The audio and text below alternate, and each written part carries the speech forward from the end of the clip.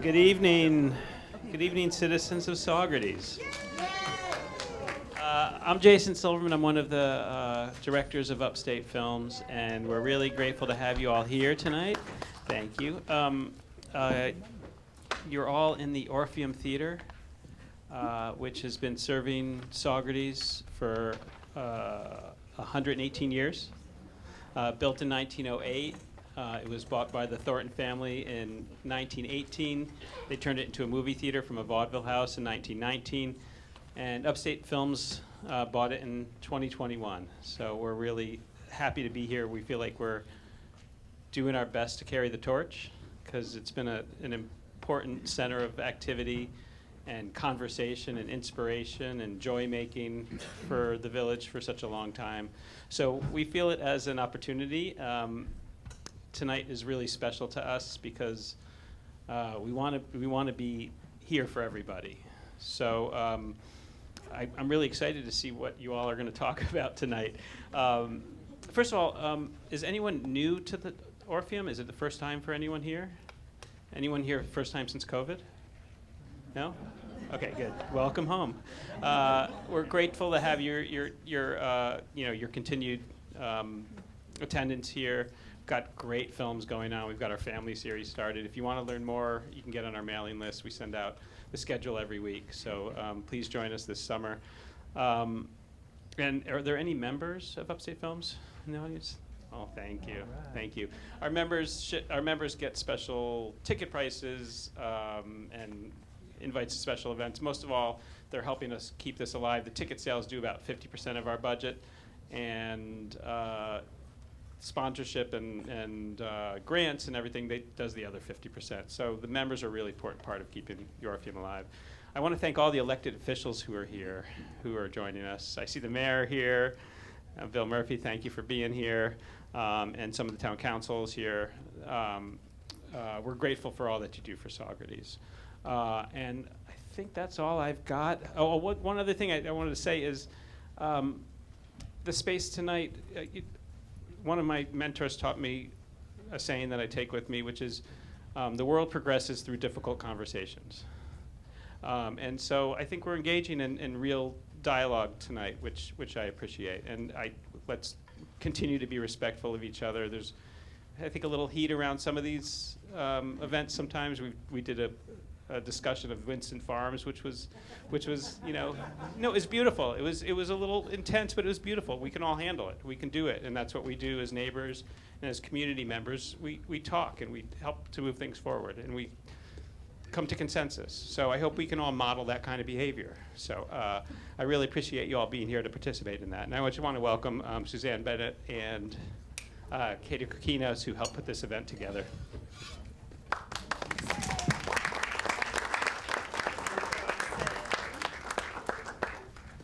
So the Balanced Growth Community Conversations was Jason's idea. He tasked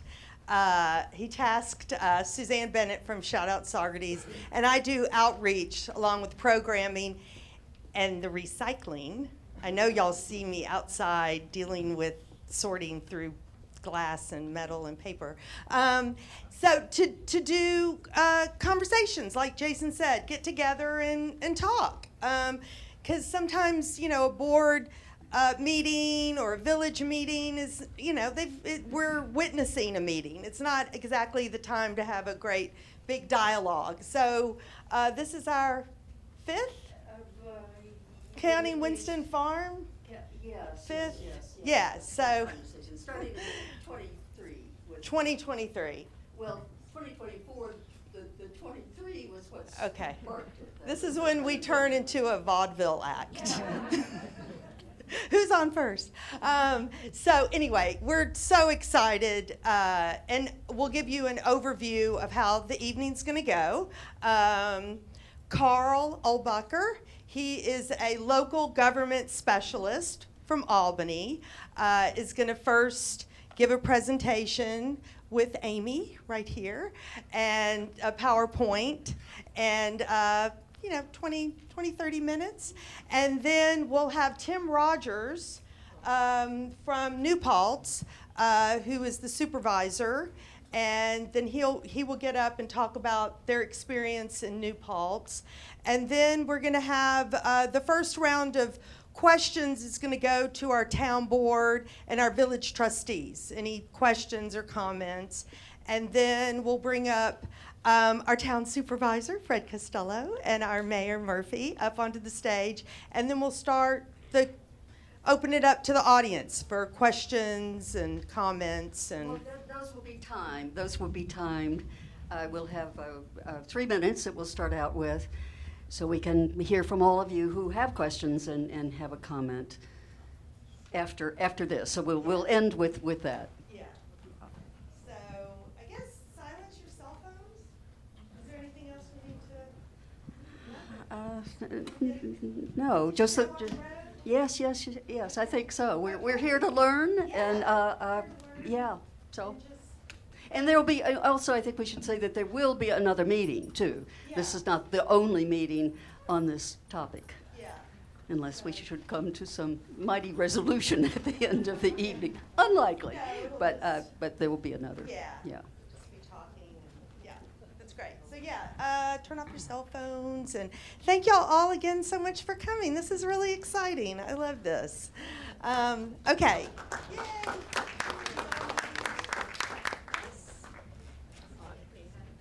You've got that. Okay. I'm gonna take this. Hi, good evening. I'm Carl Ublacker from the Department of State, Division of Local Government Services.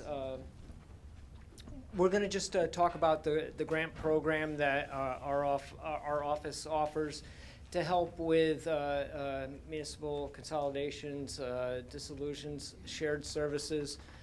Previously, here in New Paltz, I've been with the Department of State for almost 20 years, and I was involved with the police consolidation with Greg Helsmortel.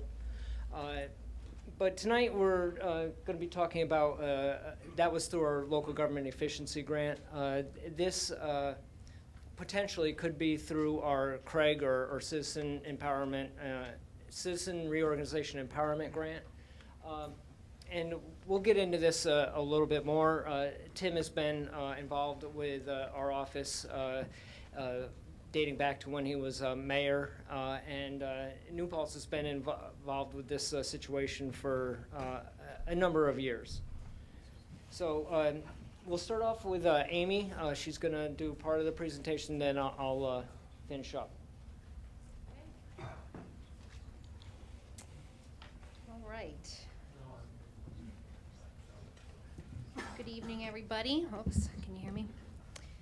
So I'm just going to kind of start off with a little bit of an overview about reorganizing a local government, whether it's through a board-led type of situation or if it's a petition with a voter-led situation.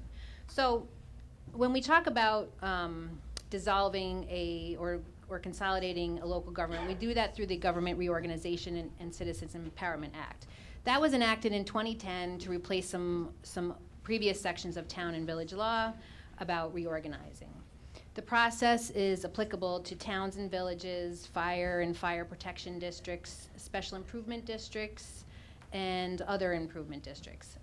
It excludes school districts, city districts, special purpose districts created in created by counties under county law. So just a little background there. Could you speak into the speaker a little? I could. Is that better? Thank you. Okay, sorry. Okay, so when we talk about reorganizing, we're talking about either dissolution or consolidation. And dissolution is the termination of one local government unit or more. The services provided may end or be assumed by another local government. When it's a voter-initiated process, a petition for dissolution only needs to be circulated in the local government for which the dissolution is proposed. So in your case, if you talk about dissolving, only the village residents and voters vote for a dissolution, and the town and the village board votes on it.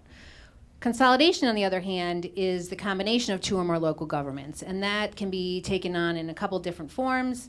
it can be a new local government can be formed by combining 2 or more local governments and eliminating the originals, or it can be one existing local government absorbed by another one, which would then be terminated. So for this instance on consolidation for a voter-led initiative, the petition would need to be circulated in each local government. So both the town and the village need to circulate a petition and have it accepted and go through that entire process. And everybody in both the town and the village get to vote.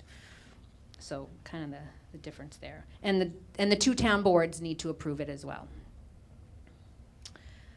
So on a board-led or reorganization, the statutory process starts when a plan is endorsed by a governing body by passing a resolution. So the resolution starts the thing. That's the local government saying yes, we support this. Before enabling legislation is voted on, the board develops a plan to present to the voters. The plan may involve an initial study, which would involve considerable data collection and analysis. To facilitate the study, the local government may want to develop a committee to help examine the issues, identify the issues, and kind of help with the plan. The local government may also want to speak to get public input from local folks, so you may want to have some stakeholder meetings or that sort of thing. And so the study can present the existing conditions in the village, where the budget's at, existing costs, where the state of affairs basically right now. And then it can also lay out what would happen during a consolidation or dissolution. So what would happen to all the special districts? When would it happen? It would lay out kind of the scenario of what would happen if you dissolved. And also, what's good about a study is it can also lay out some alternatives to reorganizing. If it's decided that you don't even want to vote on it or the vote goes down, there can also be some cost-saving suggestions or ways to be more efficient, that sort of thing. So this study happening before any sort of vote and the plan itself happening before a vote can really give the voters an informed lot of information so they can make an informed decision. So the kind of the timeline here of how this all goes down with the board initiated thing. Here's our little flow chart. This is for the board initiated process. And so after the reorganization is endorsed by the local governing board, they pass a resolution within 5 days, and the proposed plan must be displayed in a public place. So that plan has to be set to go and displayed so that everybody can have a look at it on the website, wherever people gather. And then within 35 days of the proposed plan being endorsed, there must be 1 or more public hearings. And those can be held separately at the 2 different local government places, or they can be held together. But there also needs to be notice of the public hearing so everyone knows. I think all this is intended to make sure that everyone knows what's going on. There's time to get people to the public hearings. And so it's got to be put in the newspaper 10 to 20 days before the hearing and on the entity's website. So once a hearing is held, the governing body can amend the proposed plan or agreement. And so maybe they hear from you at the public hearing, they decide to make some changes to the plan. Once the changes are summarized, that has to be put out on the website or wherever else for everyone to see within 5 days of that summary being done. If the governing body decides to move ahead, they have 180 days from the close of the last public hearing to approve the final plan. And they must call for a referendum, and that must be held within 60 to 90 days after enactment of the resolution calling for the referendum. If the referendum fails, the whole process cannot be started again for another 4 years. If it passes, reorganization becomes effective based on the date that's specified in the plan. So that's kind of the quick and dirty on the rundown of that. So for a voter-initiated reorganization, this is when the voters decide to develop a petition for reorganization. A valid petition must contain at least 10% of registered voters in each government's entity to be organized, or 5,000 signatures, whichever's less. If the entity to be reorganized has 500 or less voters, signatures of at least 20% need to be are required.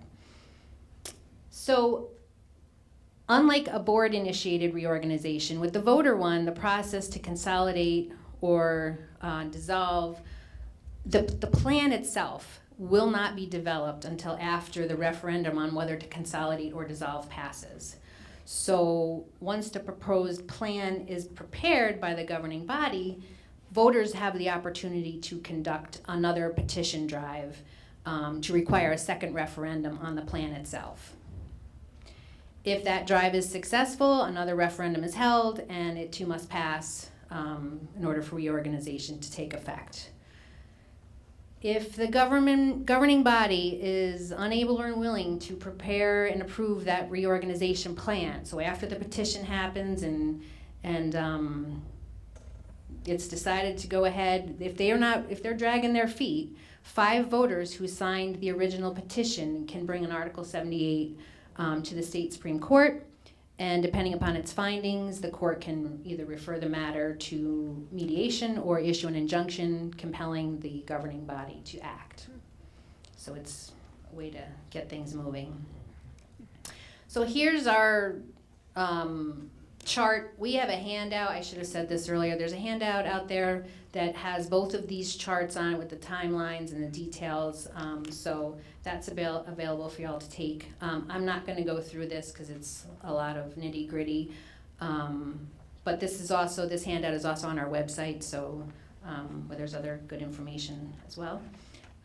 So this is a similar process to the board-led, but there are several additional steps due to the petition process. One thing, so for this process, the petition must be filed in the town clerk, with the town clerk in the town in which the greatest amount of, what's that? It's for village or voter initiate dissolution, be the village or the Right, the government. but if it's, okay, Be the village or right, yeah, okay, right, so sorry. if, that's right.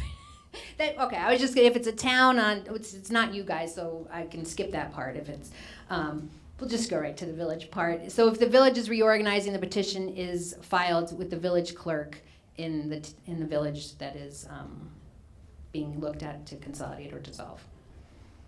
Okay, so I'm not gonna go through all this timeline, it's nitty gritty and, so just to reiterate, on this type of reorganization, the plan is completed and the board approves the final plan after that first initial vote is taken. So once the plan is complete, as I said, the voters may file a second petition requiring another referendum on the plan itself. This petition must contain signatures of at least 25% of the voters, or 15,000 signatures, whichever's less. Same process with the clerk and all that takes place. If the petition is accepted, the board must call for a permissive referendum. That's the second vote on the plan itself, and that's got to be held within 60 to 90 days. And then the publication rules all apply to that situation as well. So if the plan is approved through this permissive referendum, the reorganization takes effect per the terms of the plan. If it fails, it doesn't happen. So this is a tool that you can use. So if you've got that initial vote without the plan or without a study, and people don't have all the information maybe that they need to make an informed decision, this is another tool that can be used to let them vote again now that they've got some details. All right, so here we've got a ton of villages that have voted with a voter-initiated reorganization. And as you can see, 34% have voted to reorganize in the end.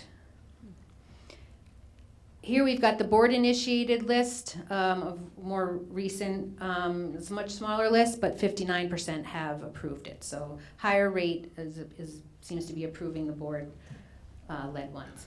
What these figures here do not show is the number of boards that looked at dissolving or consolidating and ultimately decided not to have a vote. So we don't have that bit of data, but. So just some things to consider during the process.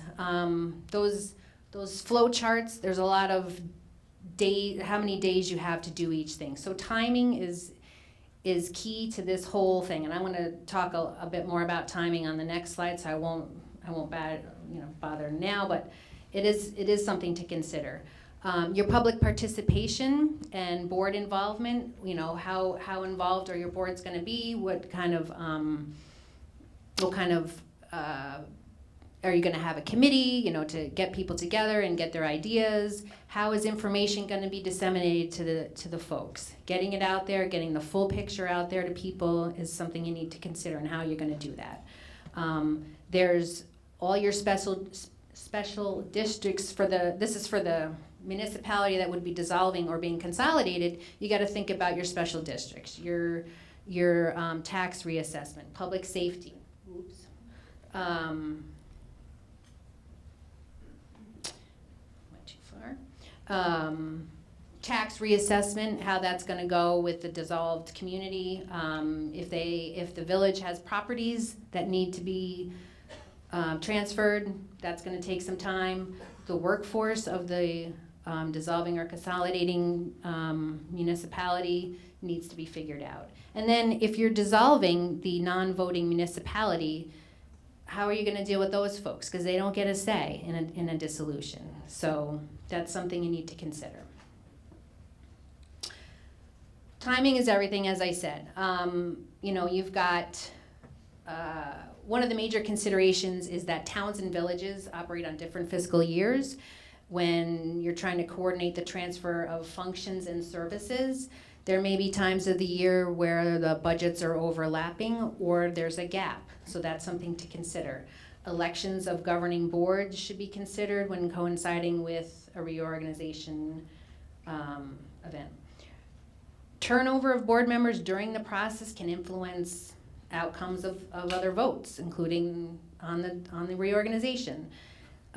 There's the issue of an entirely new board needing to be elected before a reorganization can take place. This is most likely to occur in a town-on-town consolidation where there are 2 existing town boards, but a whole new board needs to be elected for the new town.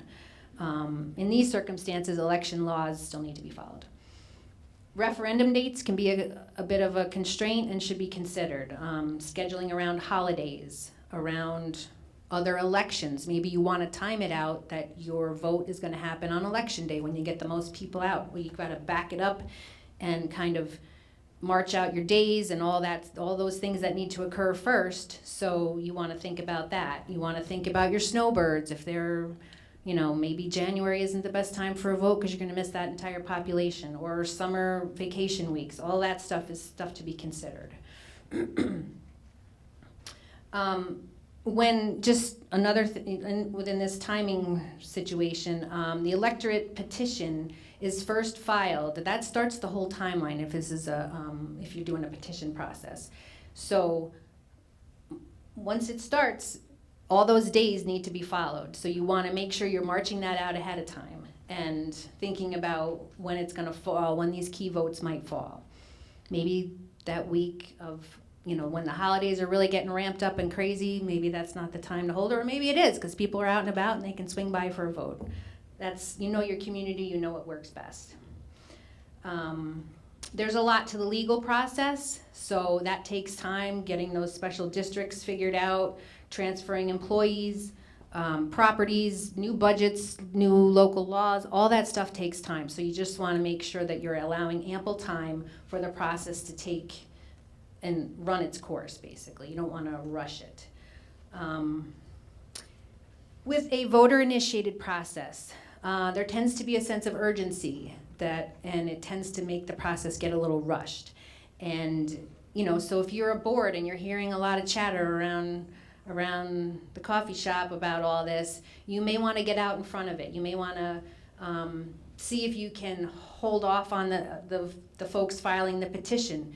Give yourselves some time to do that study or the plan.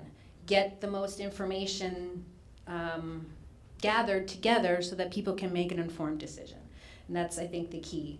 You don't want people voting on something that they're not really sure what's going to happen with their vote.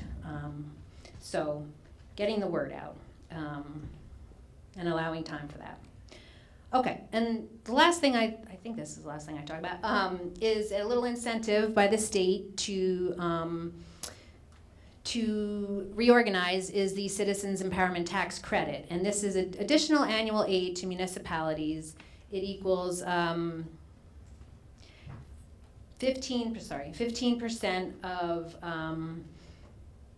the tax credit is equal to 15% of the combined real property tax levies in all the municipalities involved in the reorganization.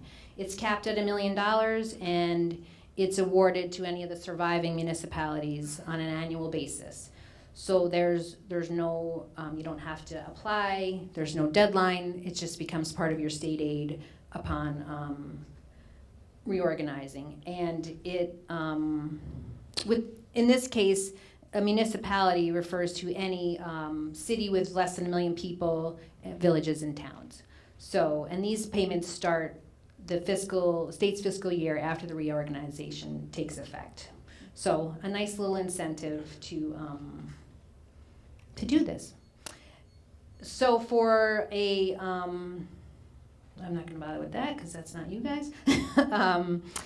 Just with this tax credit, it is expected that 70% of the tax credit should be used toward the reduction of taxes. And so that's the expectation from the state. This little example we have here of our fictitious town and village, you can see here that the two fictitious local governments with a combined levy of about 825,000, not levy of 825,000 would receive about 124,000 in additional annual state aid if this village in particular were to dissolve into the town. So that's a little incentive to do this, and then I am going to pass it over to Carl to finish it up. What did I do with my glasses? There they are. Okay.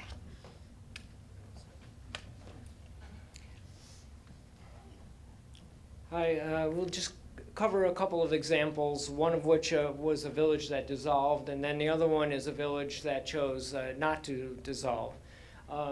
But in your case, at the end of the day, no matter what happens, it's still going to be Saugerties.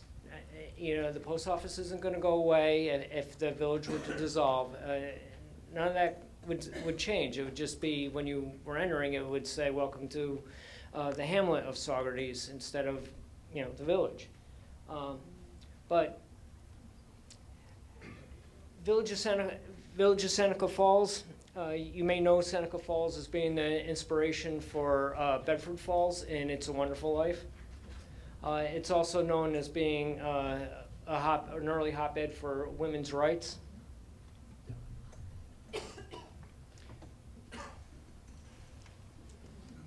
So the project summary,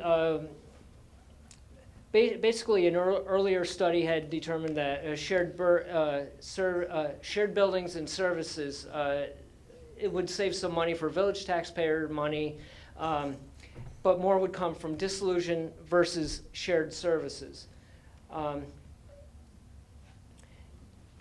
With the shared services, the dissolution, it would be a net annual savings of a little over $700,000.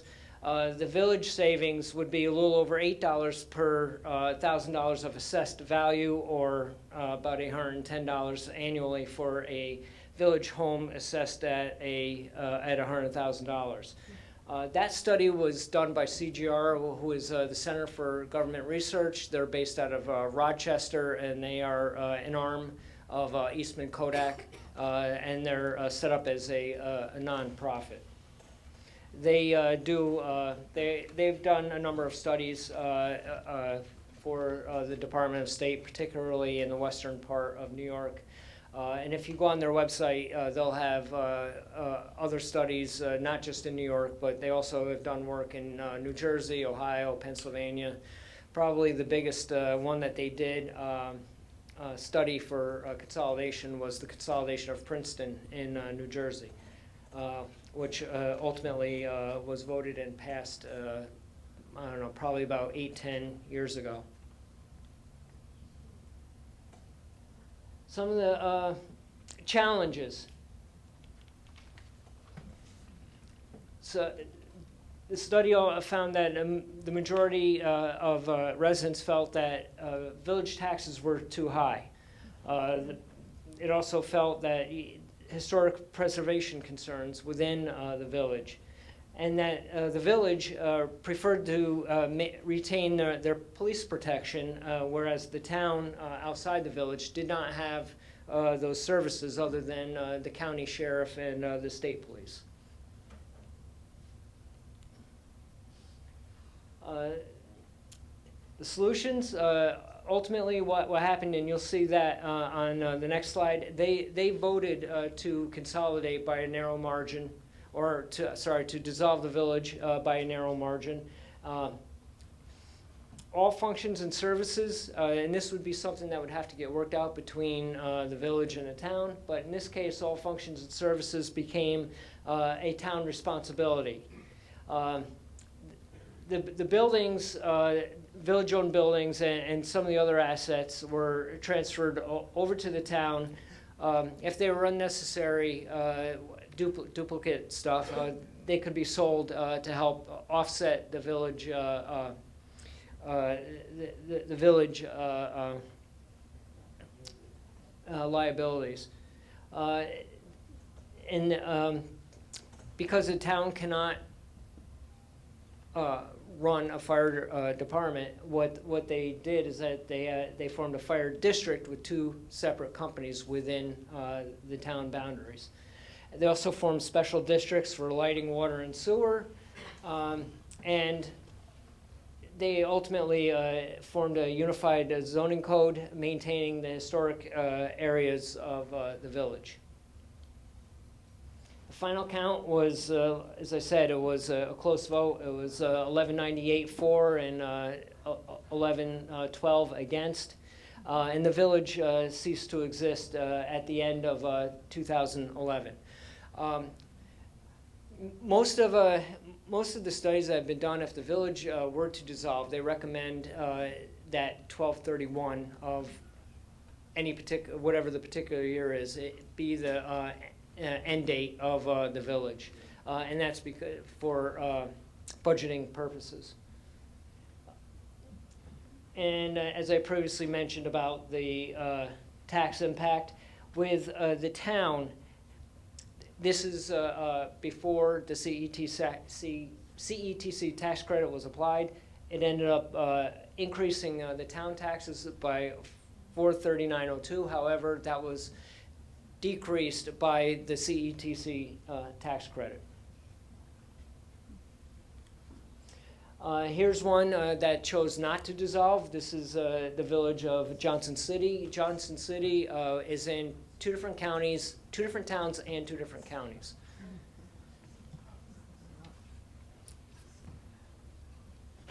So, and this one was also pre Article 17A, 2007. The village received a petition to dissolve with 2,600 signatures.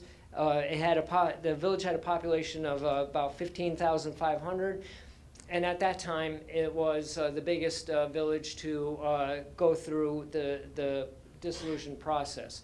Right now we're working with another village that's got the official population is about 33,000, but it's estimated that there's anywhere from 35 to 50,000 people living there, and that's Spring Valley in Rockland County. This was another one done by CGR.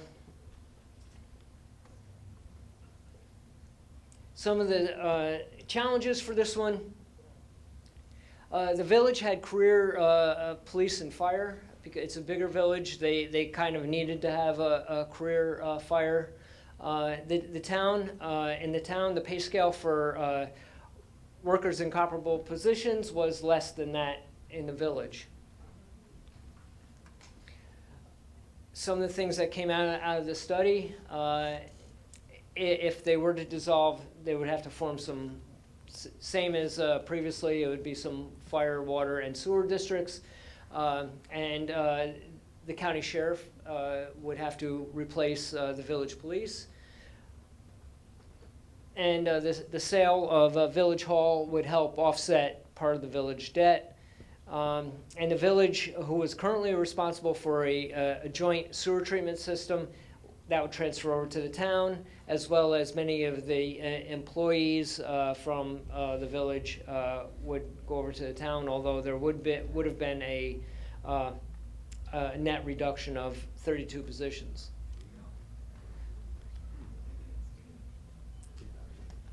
The vote for this one, again, this is an older project, 2007. We haven't heard anything back from Johnson City since this took effect, or since this happened. So it hasn't come up for discussion again. But the results were, again, this was a narrow defeat. It was 22-15 for against 22-57 against.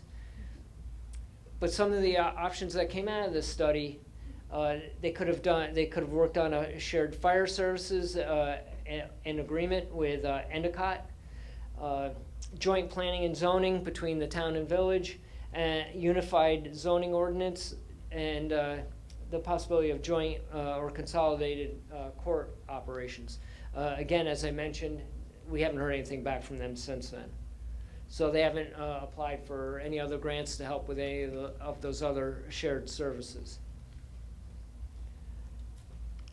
The CETC, the Craig grant, the Citizen Reorganization and Empowerment Grant, it's non-competitive. This is what, if the village board were to move forward with this, or if there were a petition, the village can apply to our office to get this grant. It's not, as I mentioned, it's non-competitive. However, there are some certain parameters that need to be met. We would need like a board resolution to apply for the grant, as well as the application itself. For the study, well, actually for the whole project, it would be a maximum of $100,000 for the project. $50,000 for the study, and potentially, if the study were passed in referendum for dissolution, $50,000 for the implementation. And for implementation, you'd be looking at costs such as legal services, consultant services to help with the process, and the like, or transitional personnel to help with the project as well. Eligible applicants, towns, villages, special districts, eligible expenses, contractual, capital and construction and equipment costs, and transitional personnel. Here's a couple of resources that are on our website. We have a copy of the one in the back. There's both the Craig grant that we just went through. It includes the guide and the summary of the process, and there's also the Citizen's Guide to Petitioning Local Government for local government consolidation or dissolution, and that includes how to set up all the paperwork that's needed for the petition. The next steps after, either a board decided or to apply, or a petition came in. After the application came in and was reviewed and accepted, one of the suggestions that we have would be to form a dissolution study committee, release an RFP for a consultant, select the consultant, and then once that's laid out, have a kickoff meeting. Last week we were at the kickoff meeting down in Rockland County. One of the things that they typically come out with is an existing conditions report. Then they often have a public meeting, and then based on that, they come up with plans and alternatives. Another public meeting, and then they should transmit the final study to the village board. And then here's some contact information for Amy and myself. We can come down for additional meetings if we're not in other communities.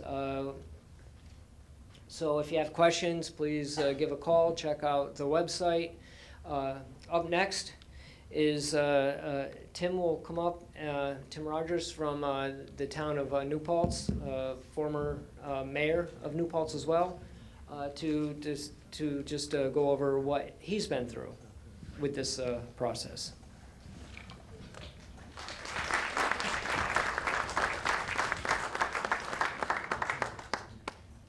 Thanks, Carl and Amy.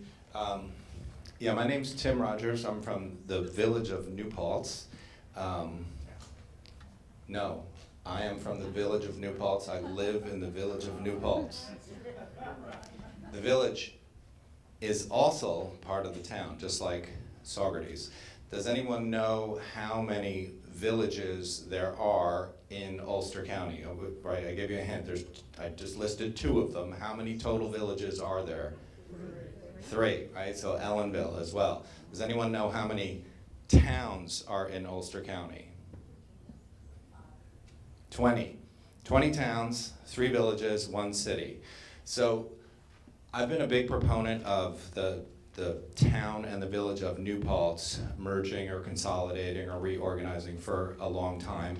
And I've spoken with other elected officials across the state, particularly officials in Long Island. And my favorite example to compare to Ulster County is Nassau County. So in Nassau County, does anyone know how many towns there are? 3 towns. 3 towns in Nassau County. Do you know how many cities there are in Nassau County? 2. Right. Do you know how many incorporated villages there are in Nassau County? There's like 60-something. So there are double-digit number of villages in every single town in Nassau County. So that's one of the reasons why I think consolidation or reorg in an Ulster County village like New Paltz makes a lot of sense, because we're already sharing an assessor, a court, fire, police. I got 2 different building departments, one in the town, one in the village. They follow their own separate zoning regulations. So even if you consolidated, none of that would need to be changed unless you wanted to, which I would think would be a great opportunity, is if our community, the entire town of New Paltz, did a full comprehensive master plan to reimagine, like, what do we want to do as far as zoning districts across this whole town? But that's an example of something that has nothing to do with consolidation or dissolution or reorg or whatever word we want to use. And I think that's kind of the struggle that we've had, where people will ask questions about, well, what about this and what about that? I'm like, those are fantastic, really important questions that have nothing to do with whether or not we consolidate. So one of the things that we did in New Paltz is we did a dissolution study. So whether you dissolve the village or consolidate the town and the village, at the end of the day, it's exactly the same thing. The village goes away, and then you just end up with one government. But the gigantic difference between a dissolution and a consolidation, and so when Amy and Carl were showing their slides, and they were like, these are the citizen-initiated dissolution votes, these are the board-initiated dissolution votes. There wasn't a single consolidation vote within that list. There's only been one consolidation vote in this entire state, and that was the town and village of Pauling, and that was not a board-initiated consolidation vote. That was a citizen-initiated consolidation vote. So that's where, you know, a few community members got signatures, they went to their board, they said, put this up and let the community vote on it. And it went down in flames. And the reason I believe it went down in flames, and the reason why I think probably any vote would go down in flames, is like, you need elected officials to lead. You need elected officials to say why this is a good idea. If they don't believe in it and they say things like, well, we're just gonna let the voters decide, it's like you're wasting everyone's time on, you know, taking a poll. I think what's unique about what we're doing in New Paltz is it's really very simple, straightforward stuff. We're taking the town tax levy and we're laying it on top of the village tax levy, and we're like, well, here's that aggregate, and then there's a couple of things that are going to go away, like you're gonna have one board instead of two, so you save money by, you know, not having 5 of those elected officials. And then we know that, for instance, there's a treasurer who wants to retire in a couple of years. Well, that's fine, because a town only needs one financial person. We have a strong financial person in the town. So you can pull out that individual salary. But at the end of the day, this is local government. Local government is lean and mean and under-resourced, right? I think what's fascinating about the way local government works is it's not like a city or a county or a state. You have a bunch of staff who are doing things like being generalists. They have to do a lot of different things. And I think what's interesting about, like, in our situation, we're not planning on eliminating a single staff. Like, even if you had someone in the village and someone in the town as staff, and they were doing similar jobs, and you're like, okay, well, one of you can do that job. Well, that's fantastic, because now I freed up this other person to go do those other things. Like, this is not like a corporate merger where you're saying, like, well, there's some redundancies and we're gonna save some money by reducing headcount. Like, that's not what this is. So then you ask, well, then why in the world would you ever do it? Well, you do it because, as Amy and Carl pointed out, there's a Citizens Empowerment Tax Credit. So that's $1 million per year. 70% of it has to go towards lowering taxes. 30% of it could go towards lowering taxes, or you could use it just for other programming or just transition costs, and that's in perpetuity. And then we'll have the detractors say, but what happens when the state doesn't give you the money? Well, it's in state finance law. There's also 20-odd communities that have already dissolved that are getting this money. So if the state takes it away, you're gonna have all of those communities being very upset. So I think that's the hardest thing about discussing consolidation is it's new, it's different. Like, our villages have been incorporated since 1888. Our community has been discussing the elimination or the dissolution or the merger of our two governments since at least the 1940s. You can go into our library, and we have a really amazing historical department, and Carol Johnson will give me a big fat binder like this with newspaper articles discussing this topic, and it starts in the 40s. And, you know, big proponents of it in the 60s, 70s, and 80s with the New Paltz League of Women Voters. It was generally shot down and discouraged by the elected officials, particularly the male elected officials in the village. It was voted on twice. There were 2 dissolution votes in New Paltz, 1966, 1993. A few hundred people voted in each. Both times they went down. Both times the elected officials were opposed to it, because they didn't want the change, and I appreciate it. It's like, you know, probably the most special thing about living in a community like New Paltz or Saugerties is, like, you know, our, you know, precious walkable Main Street, our community character. Everyone is nervous about losing that, and I appreciate that. That to me is, let's not do something new that could potentially disrupt the thing that we love and appreciate. So I get that.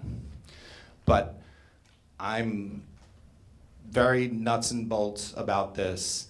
I can't really think of another reason why our community would not look to reorganize and end up with lower taxes for town outside the village residents as well as village residents. One detail I would change in your slide is that, so in New Paltz, our plan is not to create a new fire district. Our plan would be to take our existing fire protection district and then create, and that serves the town outside the village, just create a new fire protection district to serve the hamlet area, which is currently the village. So there should be no change for the volunteer firefighters in terms of what they do and what is expected of them. Because the way it currently works is that it's a village fire department, so the administration of that fire department is handled by the local government. So if you dissolve the village, then you can create a way, and I got an opinion from your colleague, Attorney Natasha at the DOS, who explained to me a couple of years ago, the way you do it is exactly this, where you end up with 2 fire protection districts, and then administratively, the local government, in this case it would be the town, would then serve all the administration functions, as opposed to having fire commissioners. Like if you were, you certainly could create a fire district with elected fire commissioners, and maybe that's something that our community in New Paltz would want to do. We, again, that's an example of, if we want to create another taxing authority like a fire district, we might do that, and we could do that before consolidation or after consolidation. The point is, it has nothing to do with whether or not we consolidate. So lots to talk about regarding this topic. I think it's super interesting, and it's been really challenging. Like, we have plenty of people in our community who believe we have already consolidated, because I ran for town supervisor last year, and I explained that the main thing that I wanted to work on was consolidation or the merger of the town and the village. So every other day people are like, how's consolidation going now that we've already consolidated? I'm like, no, it's gonna be on the ballot in November. And that's the difference too, is that we purposely chose not to do a dissolution where only village voters get to vote. We purposely chose to do a consolidation where the entire community gets to vote. So whether you live in the town outside the village or the village. But then the rub with that is, so let's say town outside the village votes it down, it's done. Let's say, it could be 90% of all the people in the town outside the village, but then if the village voters vote it down, it's done. It doesn't pass. It's not a simple majority of the entire population. It's basically taking the 2 pools and seeing whether or not they want to consolidate. So I'm here for follow-up questions, but I'm going to hand the mic over to whoever gets it next. Yeah, that was great.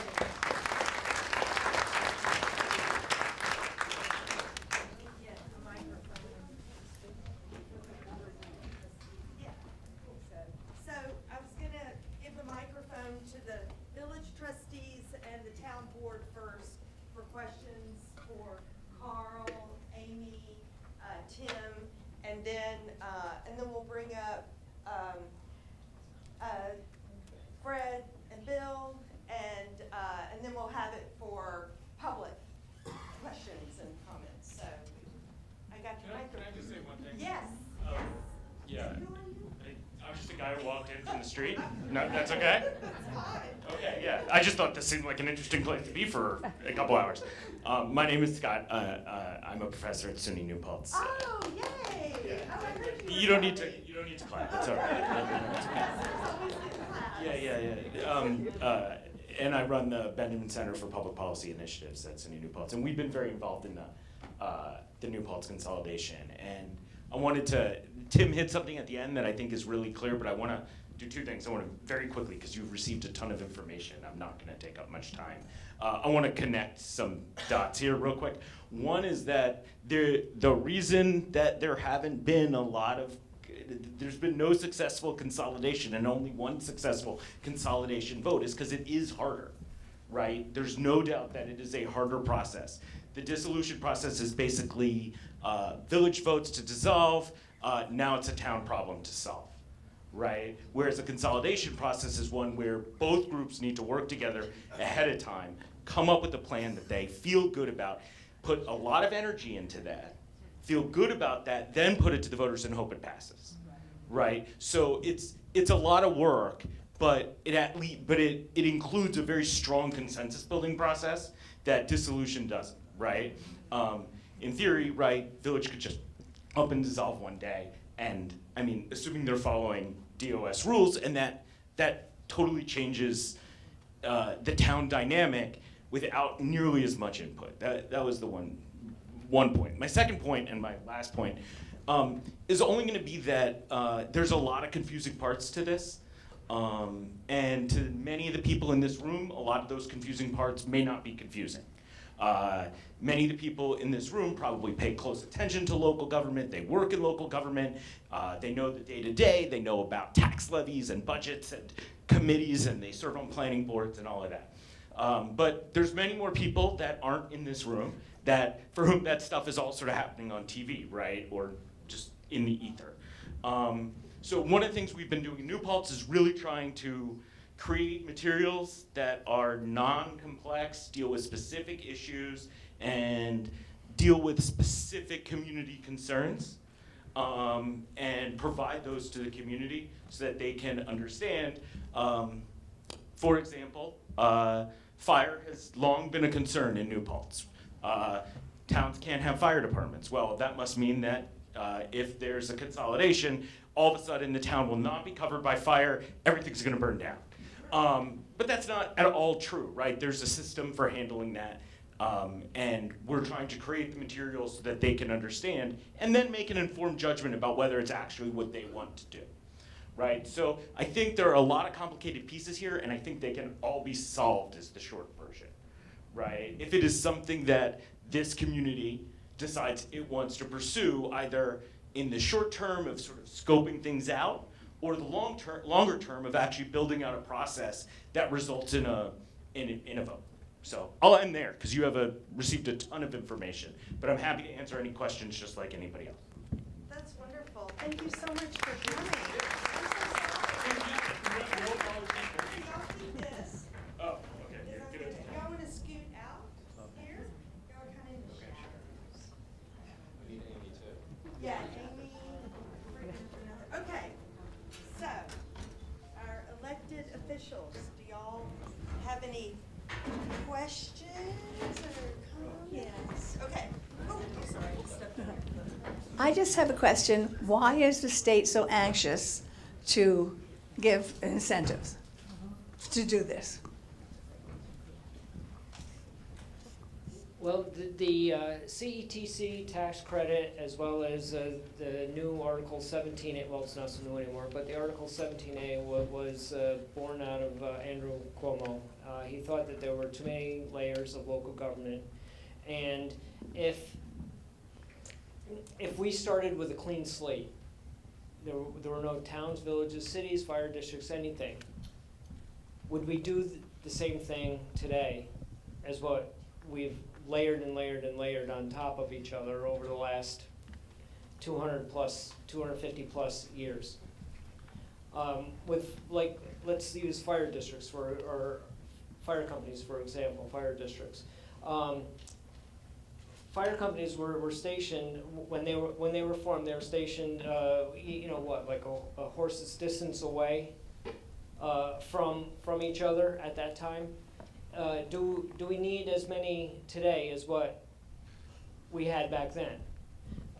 You know, with the modern improvements in transportation, roads, and whatnot, can they be better situated? Are their locations, are they in the best locations? So that's kind of why he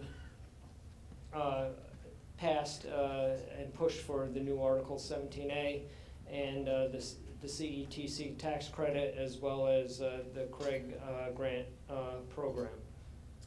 And the tax credits, what does that do to the state budget, of the state taxes? Well, there's been money appropriated for the citizen empowerment tax credit, every year since it was formed, and there's with the number of villages that have dissolved, it hasn't come close to using all the money that's been appropriated for it. All right, thank you.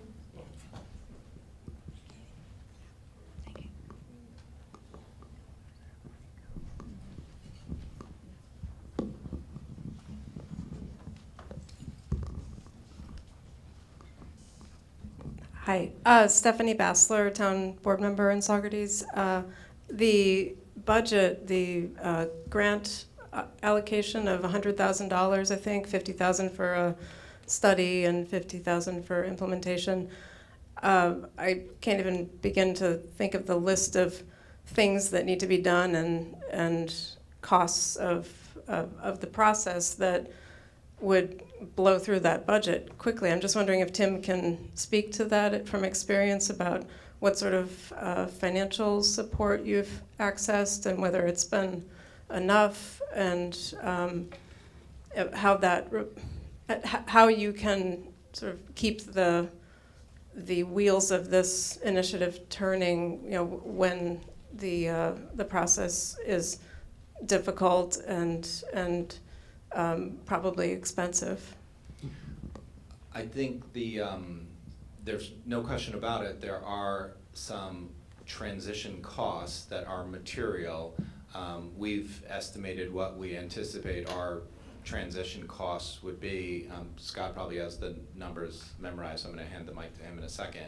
But the idea is that those are effectively one-time costs, and the CETC is in perpetuity. So you're receiving that $1 million, and Saugerties would also be eligible for the same maximum amount based on the size of your tax levies.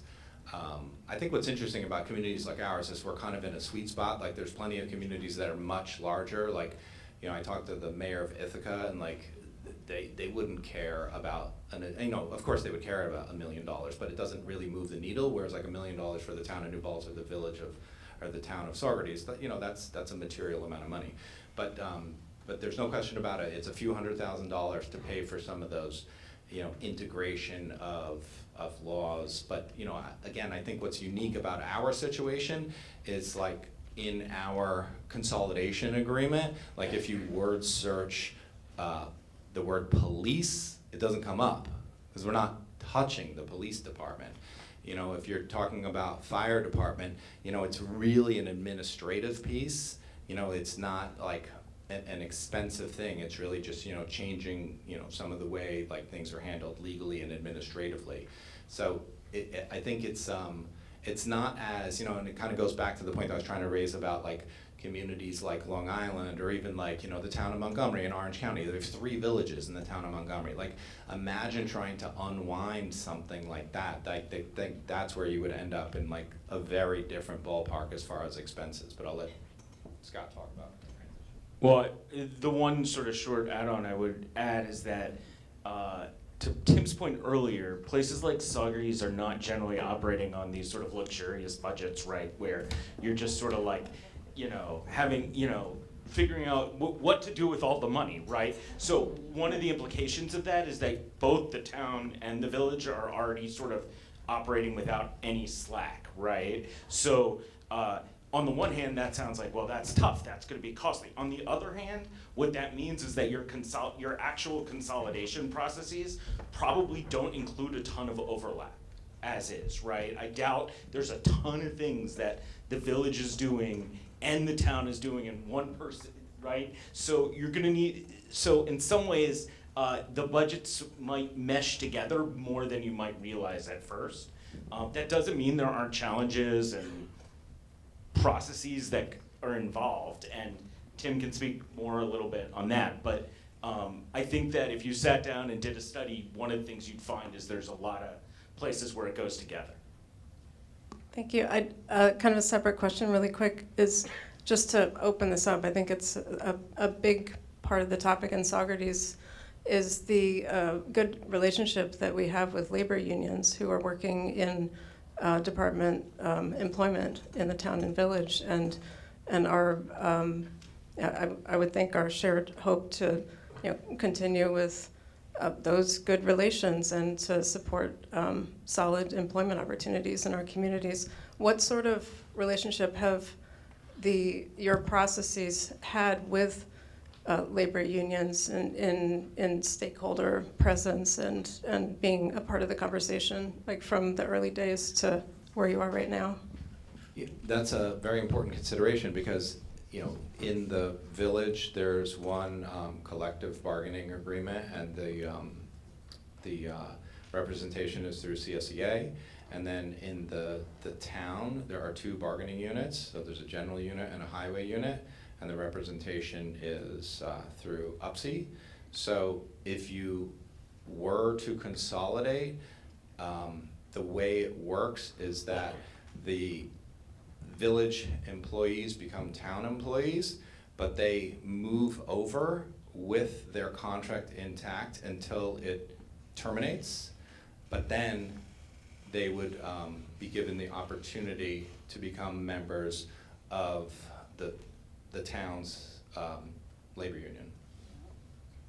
But then, as we all know, it's the members who decide who their representation is. Thank you.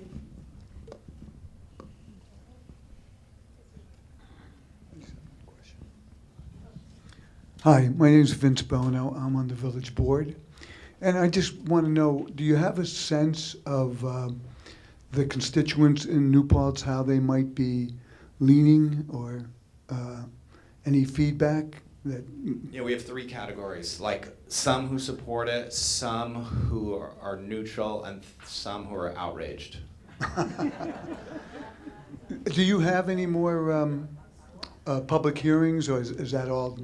We have a public hearing Wednesday night and then again on the 29th.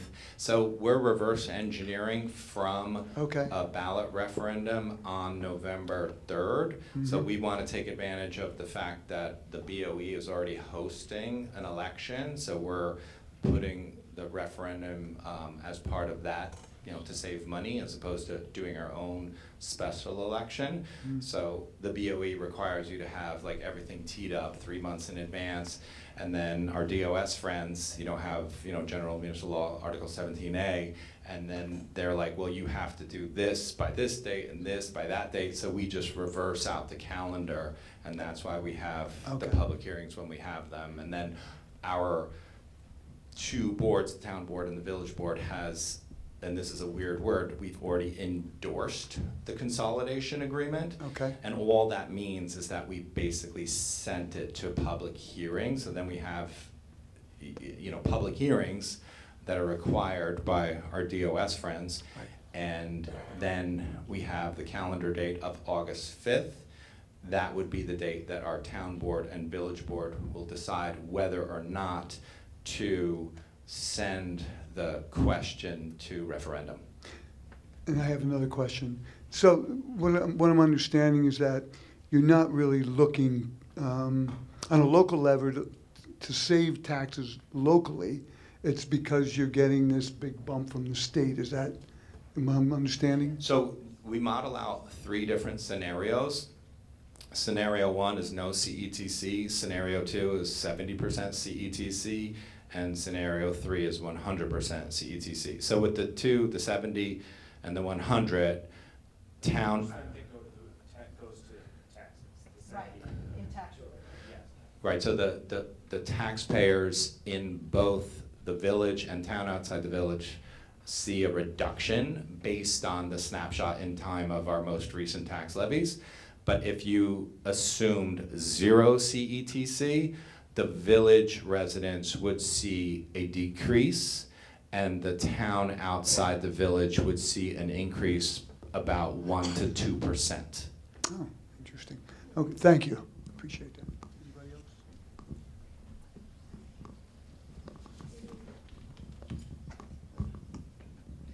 I'm sorry, I didn't introduce myself. My name is Janine Mayer. I'm on the village board. So that's it. I'm so glad you did that. Any other questions, comments from? Okay. So, Fred and Bill, y'all want to come on up and we can have questions? Here, I'm going to give y'all another. Microphone. Yeah.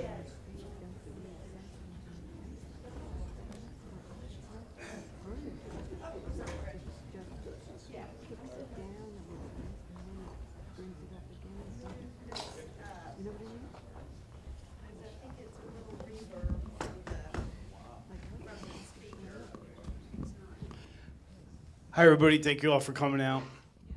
My name is Fred Costello. I've been supervisor for the town of Saugerties for the past 8.5 years. It's an interesting scenario to be in. My job says town supervisor, but I never have a delineation in my mind over town resident versus village resident.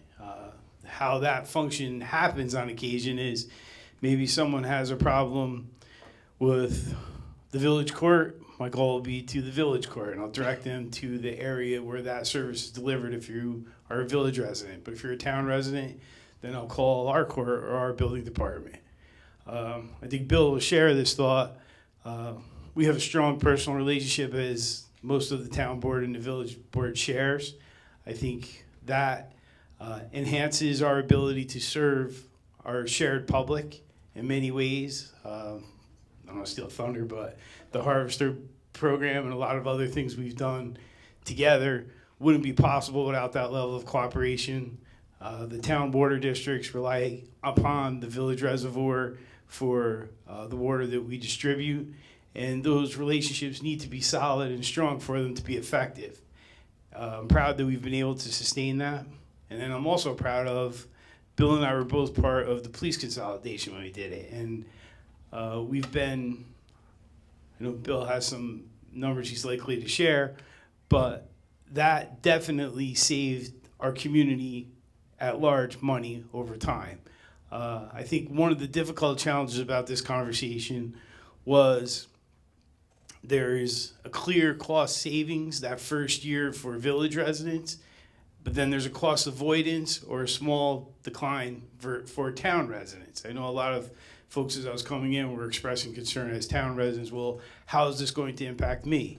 And our experience back then tells us that there's certainly going to be a measurement of cost avoidance. But now that these programs have been bolstered, if we were to move forward, we would potentially benefit from using the money that we would then become eligible for. I think our community, if we choose to go down this path, is better with a consolidated effort to take a critical look at the services we provide, and are we doing it the best way possible, and can we do those things better in another format? I think that's a conversation we need to have at the table with our partners on the village board to be effective. If we don't do it that way, the uncertainty that offers our employees, our residents, and everyone else who's a stakeholder at the table is unfair, and in some capacity might bring fear to the community. And if this did come up for a vote, likely not have supporters. So I think if we choose to go down this path, and we need to be thoughtful, open about it, and give everybody the opportunity to understand what we're doing and come up with a plan similar to what they've been able to provide to their community in New Paltz, where there's an understanding about, how are we going to handle fire services, because that would be an issue for us as well.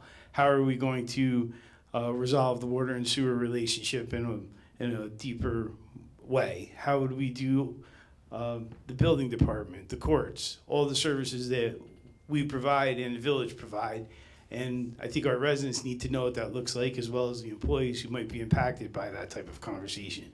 While I have the mic, I want to thank everybody for coming. I think your presentation was wonderful, Carl and Amy, thank you. And Scott and Tim for coming up. Tim has kind of lived and breathed this for the past few years, but I think having him here is so unique because he led the village board and now he leads the town board in New Paltz. And I think, having the opportunity to wear both of those hats is unique, and I think it's helpful. And I think in many ways he can articulate the potential benefits and the potential pitfalls of this type of process better than anyone. So I really appreciate you taking some time out to come up tonight. And Scott as well. Benjamin Center was helpful when we did the police consolidation 15 years ago.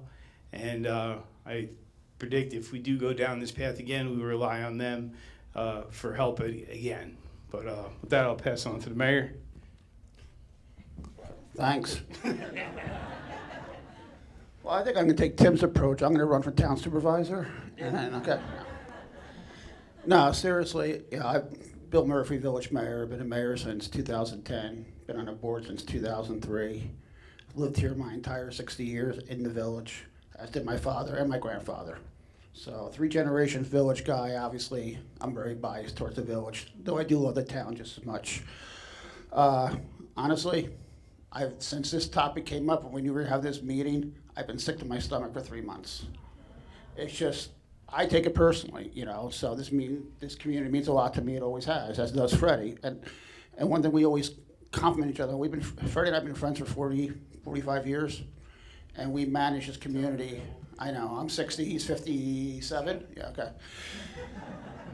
So and we both started as trustees and board members, and we actually talked one day, said, hey, maybe one day I'll be supervisor, you'll be mayor, and it worked out. And, we talk every week. We share a lot of things. There's a lot of commitments that we both have, so a lot of times Fred will go, Murph, I'll go to this one, you go to that one, because it can be time consuming. And he's definitely much more of a talker than I am, so don't go anywhere with him. You can't get out of the room for like an hour when he starts saying goodbye to people. As far as this whole process goes, listen, I'm open-minded. I wouldn't be a good leader if I wasn't open-minded. Do I want to see the village dissolved? Absolutely not. This dissolution is not something that excites me, okay? Is there a possibility for consolidation and shared service? First of all, we do a ton of shared services already, as Freddie mentioned. Our departments, we share manpower, we share equipment. A lot of people don't realize or understand how much on a daily, weekly basis we save in our budgets by sharing resources all the time. Not to mention the shared service agreements we have with other communities. I have a big thing with my DPW guys. Every time they want to rent something, I'm like, no, you're not renting something. You're going to call the town. You're going to call Esopus. You're going to call Ulster, and try to borrow from them first before we go out and rent something. So we are conscious and we try all the time. And I get it. Listen, we all pay taxes, and taxes suck. We know that. And but don't let it be lost that I pay village and town tax too, and Freddie pays town tax. But also, when I chose to live in a village, I knew there was a village and town tax. I knew that. That was my choice to live here. If I didn't want to, I could have lived in a town. I married a girl from Glasgow. I made her move to the village. So I get it. I hear everybody. My main number one concern, I have 2 concerns really. No matter what path we go, if we go a path, is 1, I don't want to lose the quality of service that our people in the village are used to.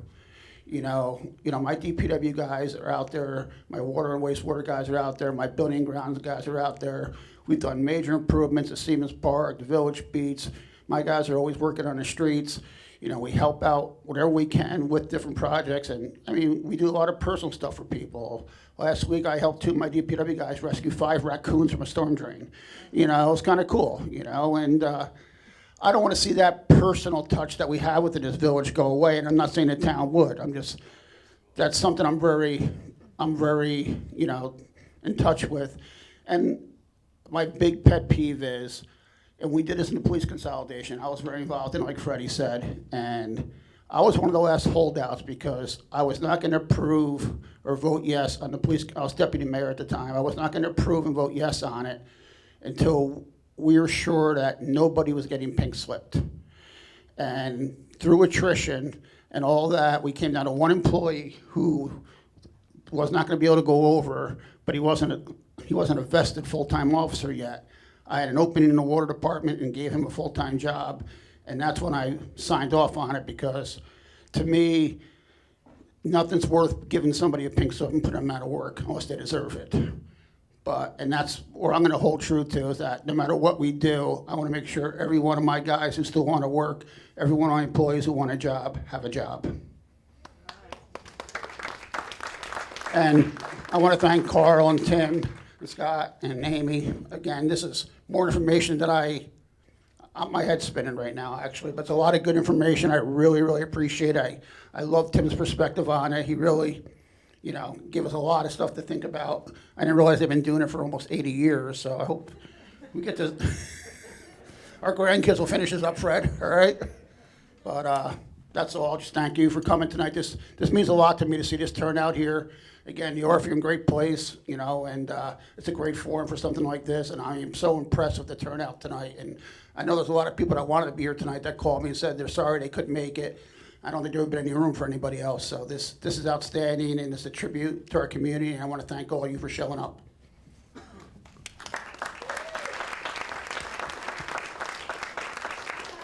All right, I think we're all willing to take some questions. So Katie has a microphone.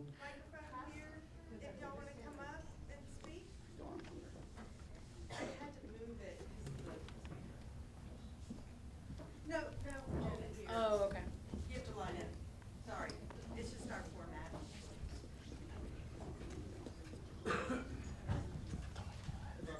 Oh, wait, let me turn it on. Got it. Thanks. Hi, my name is Scott. I showed up because I saw this was happening and it felt like a very big deal for both the town and the village. But I'm uninitiated and an outsider to the insider, process here. Could we take one step back and could maybe you guys, Mayor and Supervisor, share why we're here in the first place, who called for it, whether this is, a voter-led thing or a council-led thing, a primer for someone like me, and then also, I know there's a lot of sentiment and emotion around it, but if you could share like the sort of, other than the $1 million tax credit, which is obviously significant, sort of the logistical pros and cons as you each see them to a consolidation. But just a little background for those of us who don't know. Oh. We did it. Okay. It's us. We do outreach. I do outreach at Upstate Films, and we do balanced growth community conversations. And we thought this would be a topic.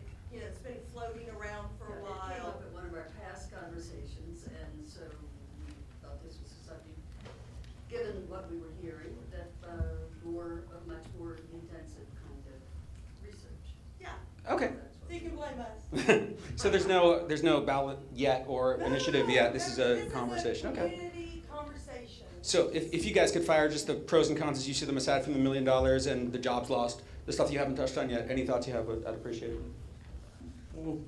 So we're 4 or 5 weeks away from starting our budget process for 2027. Every budget cycle has its own challenge and cost driver that we have to make room for in some way. And oftentimes we start looking at things that maybe we can consolidate or cut or do better with. I think the mayor and his board, they just came off of a difficult budget cycle. And I think that got folks who are having coffee in the morning talking to each other. And that's, they want to know, hey, is there something that we haven't done yet that might be helpful? And I think in that context, there's a curiosity amongst all of us, can we do better? And the state representatives and Tim are demonstrating a way where if we go for a grant to do a consolidation study and figure out that maybe there is some economic benefit, and then these would be the risks associated with going down that road, and the community can have some better information about that conversation. That's probably helpful for all of us, including community leaders. So I think that is my summary of why we're here. I think Carl might be able to offer some other. I also think something Tim brought up that doesn't get enough attention that should. We generally do run lean as far as the number of people we staff and what we're able to achieve. And one of the things we do during budget cycle is, can we be leaner? But the division of labor is an important thing. And sometimes we just keep piling things on our most successful employees until they get to a point where they're going to break or start falling through the cracks. The division of labor, when you have a little bit larger organization in some cases can be inefficient, but in some cases it can be very efficient. And I think with some of the services that we provide together, there are those opportunities. I don't think the village building department could be as successful as it is without the support and cooperation of the town coming out as well. So, can we memorialize that in a stronger way? That's the question mark that's out there that if we go through the process to figure it out, we can get an answer to. You want to add anything to that? I just want to add one thing, Fred. To what Fred said too, and just to give you, in the last 5 years, I have reduced, not me, myself, my board, overall, our village workforce, I believe, has been reduced by 4 full-time employees through attrition, where we had someone retire, we figured we had enough people, we didn't replace them. So, it's not automatic if someone retires, we're gonna replace them. We look at it saying, yeah, can we get by? I know our water department's down 1 guy, DPW's down 2, and wastewater's down 2 guys. So that's 5 actually. So we're always, now we're probably at the bare minimum now. I don't know how much more we could go, so. The other part of that, and sorry, Tim, is water and wastewater folks are becoming increasingly rare. There's not a lot of young folks going into the field. So policing is a similar thing. The cost of those has gone up exponentially since COVID. Small organizations like ours, if you have to pay $10,000 more for a $45,000 or $50,000 position, that's a pretty big increase. Is there a way that if we combine those types of things, can we be more competitive in attracting talented employees and be more successful realigning that workforce in a way where people can express their talents in a more meaningful way? Those are all questions. That's the point of this process. Sorry, Tim. I was going to add something in terms of like stuff that I'm witnessing as the former mayor and now town supervisor. I'm going to use kind of like some silly analogies, but it's like, let's say I think consolidation often just dilutes a specialness, right? So like, let's say we took all the pizza shops in Ulster County and rolled them up into one and made one pizza shop that serves all of us. The pizza would be pretty mediocre at best, right? Like individual efforts make things better. However, I do think we're in kind of like a sweet spot too, in that we're large enough, but not too large. So I kind of feel like what I've seen with staff, because I've worked directly with village staff, I work directly with town staff, is like they're very good at their jobs, but we've kind of set them up for failure in a way, and that like many times they have to kind of like take their fiduciary responsibility, because that is what they're employed to do, right? They're basically employed to advocate on behalf of their taxpayers and ratepayers. So like sometimes that will involve uncomfortable, unfortunate disagreements with their colleagues in the neighboring municipality, in this case town and village. And I've seen that time and time again. Like for instance, in New Paltz, we have a pool and we have an agreement where the town pays for operations and then the capital improvements are split 50-50. So then we're like, well, is that a capital improvement or is that operation or is that a shade of gray? Or like, how do we fight about this year? And it's like, I feel like the staff are doing their job. We're paying them to be our advocate, to be, in charge of like being careful with those taxpayer dollars. And I feel like so much of the stuff that we end up with when we're constantly like trying to figure out funding formulas, like how is mortgage recording tax shared, how is sales tax shared, how is cannabis sales tax shared, like all of these things are nuanced. All of these things are just unnecessary, like financial exercises that we should not be paying our staff to do. There's been a very strong focus on the financial here, which is totally reasonable and expected, but there are also non-financial aspects to this that are worth at least thinking about as a community and what you want to get out of such a process, right? So if you eliminate the village, one of the things that happens is you don't have a village government, right? And you have one sort of government, right? So town and village need to think about, is that what they want, right? Do they want one town government? Do they want to consolidate planning? Do they want to, consolidate committees? So there are pluses and minuses to both of those things. I'm not here to tell you, definitely consolidate so that you have one planning process, but one planning process might be better for the town, I don't know, / village. So there's a list of potential benefits that are on sort of a different list than the tax savings list that's worth thinking about. I think go back to the financial stuff a little bit. We share, our boards and Bill and I share a really deep capital project problem right this minute. Their village DPW facility is lacking. They need to make a substantial capital investment in it to bring it up to current standards. We are in barely a better situation. Our highway department facility is lacking. One of the buildings is in a pretty sad state of repair. We're going to have to, at some point, bring to the public a major capital project. I can kind of hear some coffee shop chatter if they come with a $3 or $4 million project and we come with an $8 or $9 million project in the same year. This room would be twice as full as it is tonight. That's a conversation we're going to need to have in spite of any other conversations that we had here this evening. That's an immediate need. We both share it, unfortunately, at the same time, but we need an improved facility for all that equipment. The cost of that equipment has gone up exponentially. A dump truck is $275,000. When we want to plow the roads and the first thing the crew has to do is come in and clean off the windshield and the hood, you're really not off to a great start in the middle of a snowstorm. You want those buildings to be heated, the equipment to be secure and warm, and get right out on the road, loaded with salt that's not frozen, and get out there and make sure the roads are passable for our folks who have to go to work and EMS services that may need to come out. So that reality is not going to change in spite of this. In some format of a consolidation, we may be able to have that conversation in a different light and even leverage the state for some more capital. Right, Carl? Yeah. Okay. All right. We have more time for questions. Yes, hi. My name's Elizabeth Reese, and I live on Elm Street, and I've lived there for 22 years. And I'm just going to say that I really appreciate having the village and a separate government entity from the town. I do believe the consolidation of certain types of services makes sense, but to consolidate and get rid of the village is not a good step in the interest of the village residents.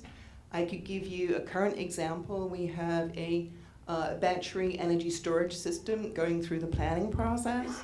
As a village resident, it impacts the village residents more than the town residents, and we're able to go to the village board and address this and have the village board take it seriously.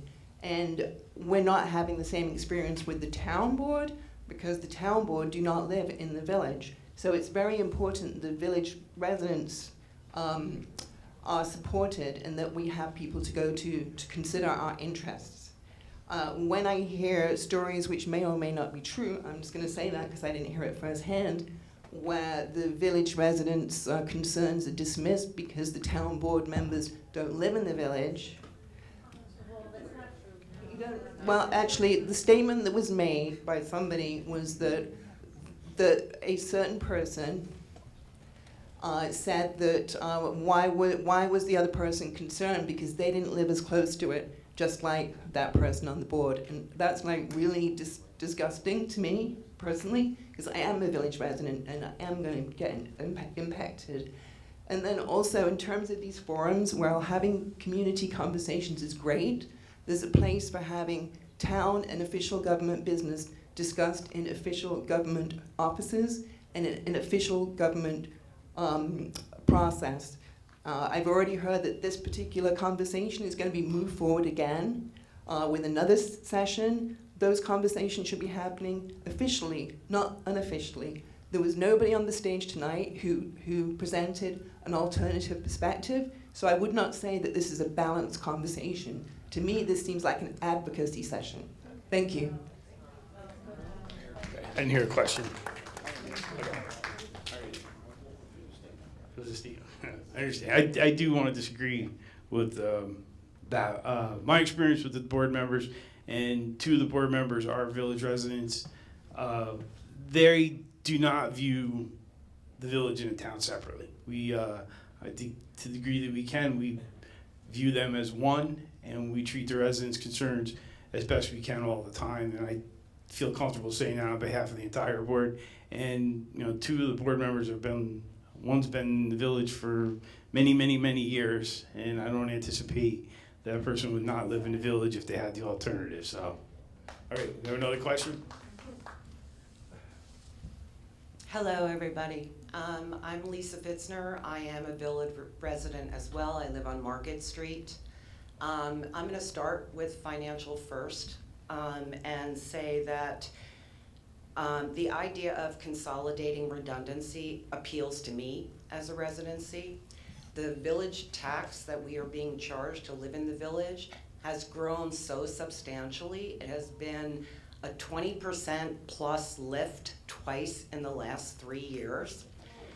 It costs, my village tax is more than my property tax at this point in time. That is not sustainable.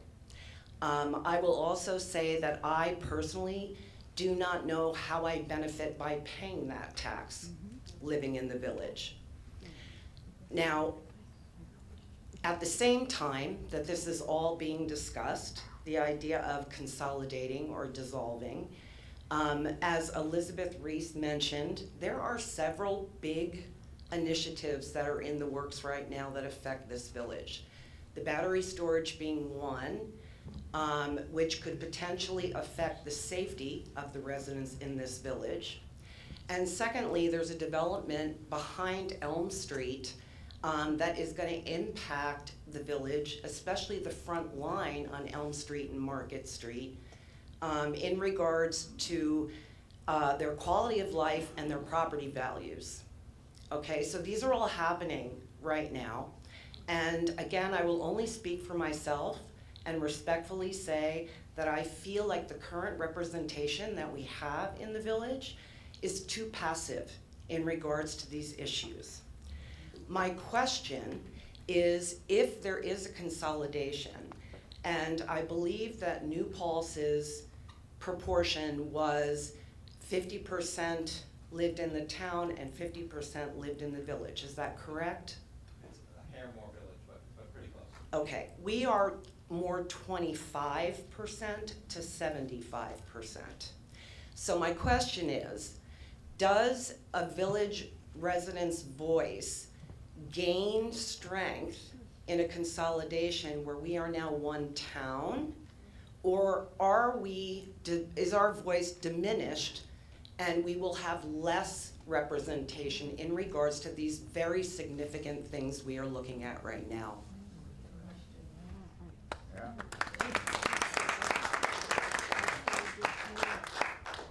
Yeah, I just want to address, there has not been an increase of 20% in village taxes twice in the last 3 years. Just to clarify, assessments have gone way up. The village is not the assessment body. People's assessments didn't go up. This year, our tax rate did go up 10%. Prior to that, it had gone up a total of 5% in 5 years. The tax rate, there's a difference. Now, obviously, if your assessment went up, that's exasperated. But just to give you a table set, before the police department consolidated in 2010, our village budget stood at $3.7 million. 15 years later, we're at 3.5. So tell me where the village is going crazy, spending more and more money. 15 years to get back 70% of that, and that's with healthcare increases and everything else that comes with it. Every bit of increase in my budget this year was mandatory. Based on healthcare, insurances, and everything else. There is no fluff in that budget. These are requirements between union contracts and mandates. We don't add fluff to our budget. I wish we did. In hindsight, I wish, we went 10 years where we didn't raise the tax rate once in 10 years. The first 10 years of the police consolidation, many of those years, the tax rate, we were at 7 something before the police consolidation. 10 years back, our tax rate was $5.15 per thousand. So we tried to give that money back to the village residents rather than just saying, hey, there's a money grab. So we did that for a long time. Now, obviously, yes, everything in Saugerties and New York State's going up. My property value went up tremendously in the last 5 years. My taxes went up a lot. but it's not just related to the tax rate in the village budget. It has to do with the assessments as well. So I think if we kind of take ourselves out of thinking about the town or the village for a second about costs and think about our home budgets. I know I'm paying significantly more for car insurance. I'm paying significantly more for my homeowner's insurance. I'm paying significantly more for my utility costs. I'm paying a lot more for groceries. So the impact of that, the village government and town government are not immune to. We suffer that as well. There's also been a significant impact on wage inflation. You know, as little as 5 years ago, we were paying like 30 grand for a police car. Our last car is going to be like 55 by the time we outfit it with a radio and everything else. And there's no way to get around that. I mentioned the cost of a 10-wheel truck. You're just under $300,000. That's something when I first started in town government, we'd be like 110, 120. And it would last 10 or 15 years. Our first fire truck I bought was $800,000. Right now, if we were to get a new fire truck, it'd be almost $2 million. Yeah, so, And that's in 10 years. yeah, so if we could think about our home budgets a little bit and relate those to the challenges that I'm faced with in my board and Bill's faced with in his board, it's hard to put all those things in a package, and we do the best we can. Back to why we're here this evening, you know, maybe if we could jointly build a highway facility, DPW facility, and the insurance on just one building versus two, that would certainly offer a savings. But you know, that we're not there yet. But I think those conversations need to happen. Go ahead, Marcy. Can you address the question I asked, though? I think The one about, will the village residents, if we do a consolidation, will our voice be more powerful, or will we be diminished? Depends who you elect.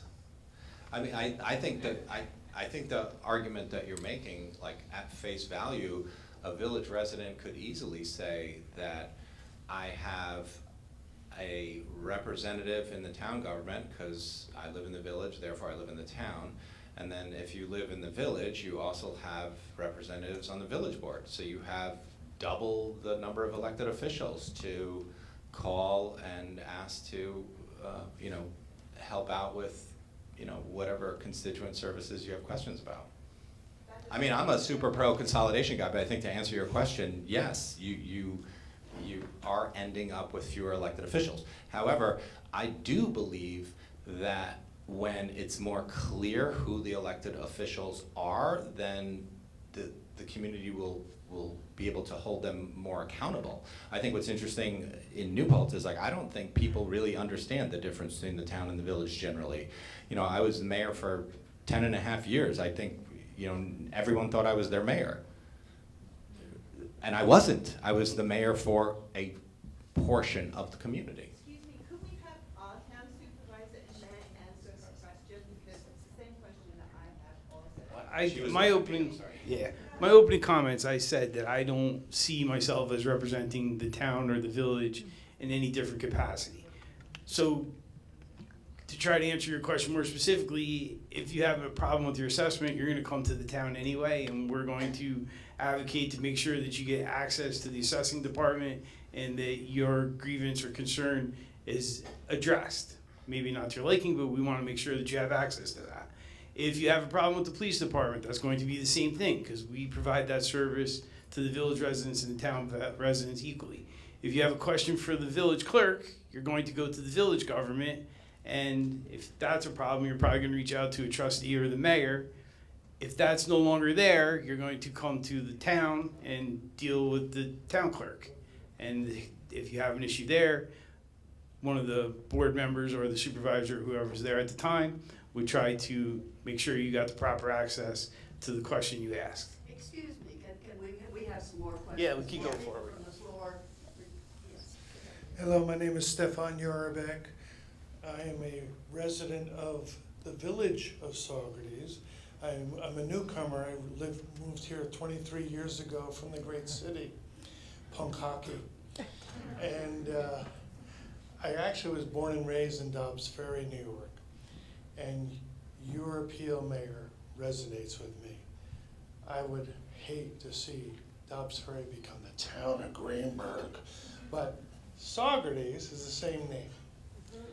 I'm a commissioner for the town of Saugerties. And I think an easier path might be to consolidate committees so that Dave Minch and I can be on the same commission. Dave's the Village Historic Preservation, I'm the Town Historic Preservation. And we often get our hands slapped for talking about anything in the village. And we do some things in the village, by the way, when people aren't looking. So this is a very tough wicket. And I just want to be, it's been a long night. I want to say shame on the state of New York for not offering this money to us to create a more holistic community, forcing us to dissolve, the whole thing is ridiculous. The state of New York should be there for us and give this money to us to create a more blended community that respects the historic nature of each community. We do. It's called the Local Government Efficiency Grant, where you can municipalities can apply for shared services, creating that holistic community like you were saying. That's an annual grant program. It will be open again here in the fall.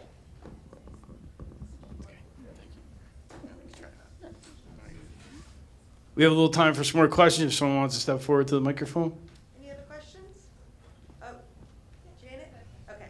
Got one more question.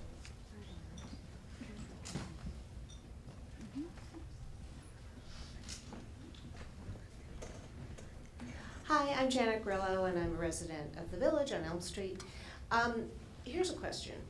If we were to consolidate the village and the town, would it be possible to increase the number of town members, board members, so that we could have more equal representation?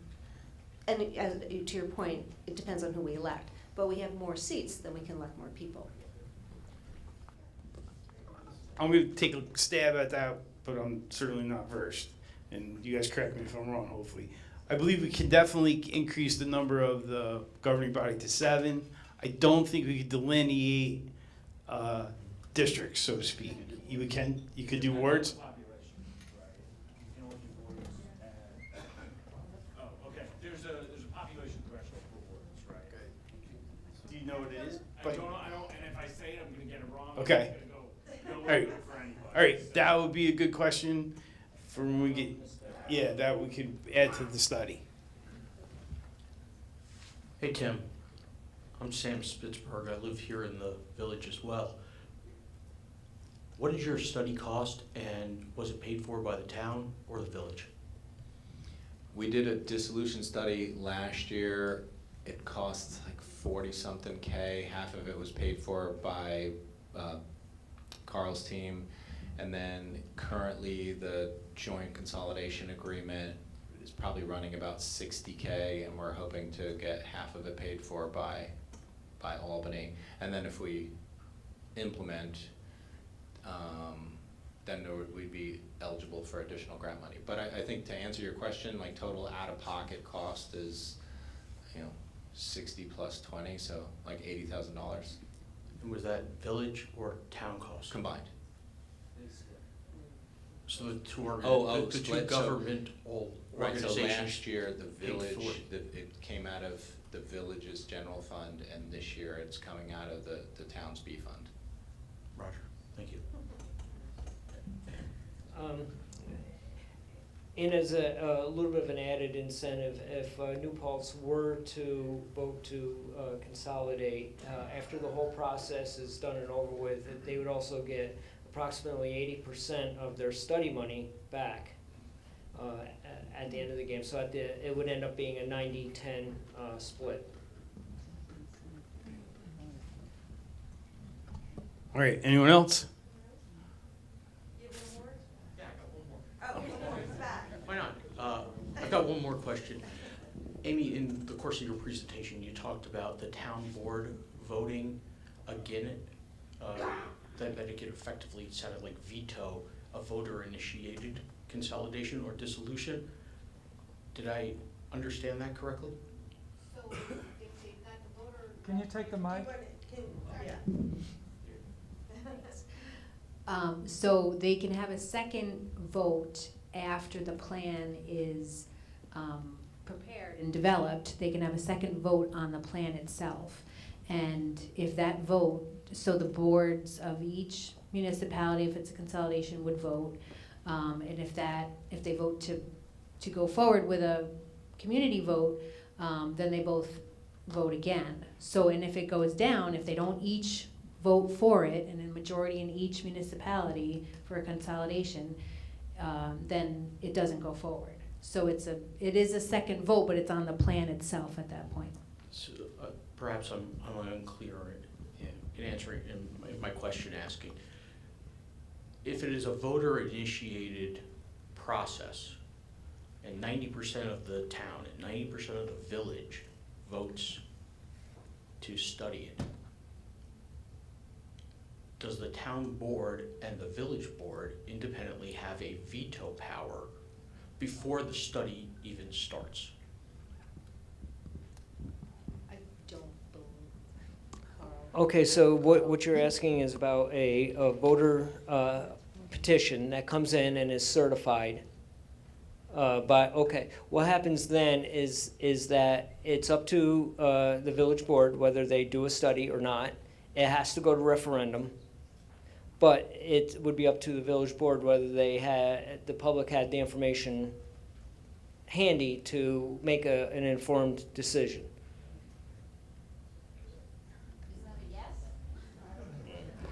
Well, his question isn't completely on key.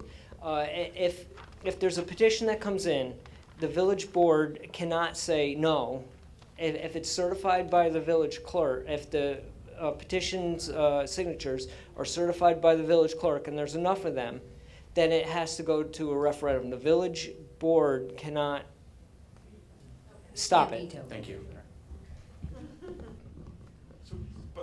To pick up on that point, in the event that occurred, the village board would put out a referendum, and let's assume it passes. That scenario, I think the pitfall that we share, Bill and I think our board share about that is we are backpedaling. We just have to execute. The public had spoken. That's the loudest voice in the room.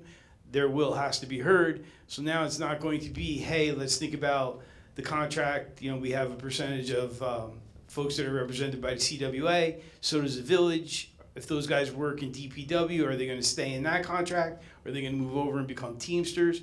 We can have those conversations at the table if we do it as part of a consolidation. If it comes as forced by referendum, it's basically we're not going to have the opportunity to iron out many of those wrinkles and do it in a more organized fashion. Is that fair? One thing you also may want to consider, and this happened in the village of Lake George, was the board started the process. There was a study done, and then they the village board voted not to proceed with it to a referendum. Well, then at that point, a group of citizens came up with a petition, and they forced the referendum.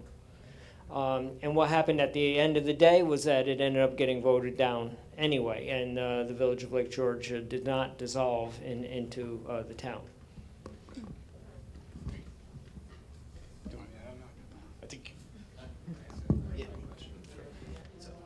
I think this might be your question, and I have the same question now that we're talking about it. Because what I like about consolidation is that you're creating a plan that the voters vote on, and then that plan is then given to the town board, and for all intents and purposes, that's the plan they have to follow.